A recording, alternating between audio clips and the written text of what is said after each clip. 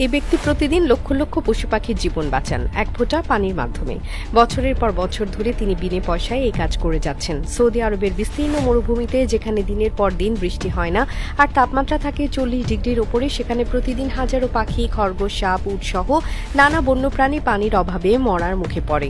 কোনো নদী, পুকুর বা প্রাকৃতিক জলাধার না থাকায় এই প্রাণীগুলোর বেঁচে থাকার জন্য যে একমাত্র ভরসা তা হলো এই মানুষটির হাতে তৈরি করা কৃত্রিম জলাধারগুলো, যেগুলো তিনি প্রতিদিন নিজ হাতে পরিষ্কার করেন, মেরামত করেন এবং দূর থেকে পানি এনে ভরে তোলেন।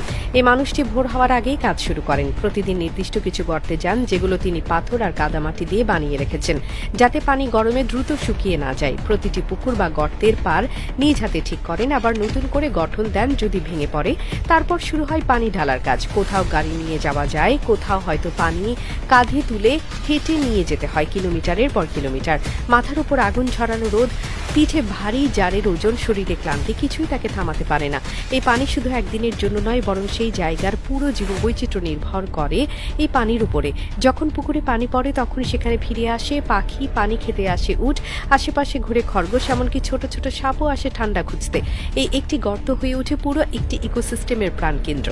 এখানেই শেষ নয়, পানি থাকার কারণে আশপাশে গাছপালা গজাতে শুরু করে। পাখিরা যেখানে বসে সেখান থেকে বীজ পড়ে যায়, সেই বীজ পানি পেয়ে গজিয়ে ওঠে।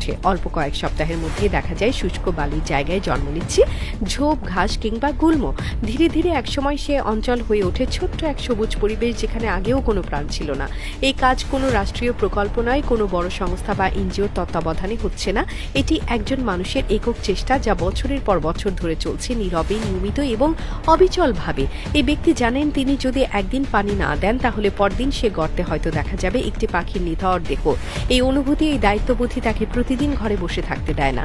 এই কাজ প্রতিদিনের মতোই ছোট মনে হতে পারে, কিন্তু এর প্রভাব গিয়ে পড়ে হাজারো প্রাণের জীবনে।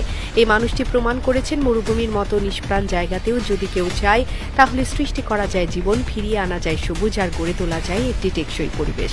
প্রতিদিন একজনে যা করছেন সেটাই হয়ে উঠেছে লক্ষ লক্ষ প্রাণের বেঁচে থাকার একমাত্র ভরসা।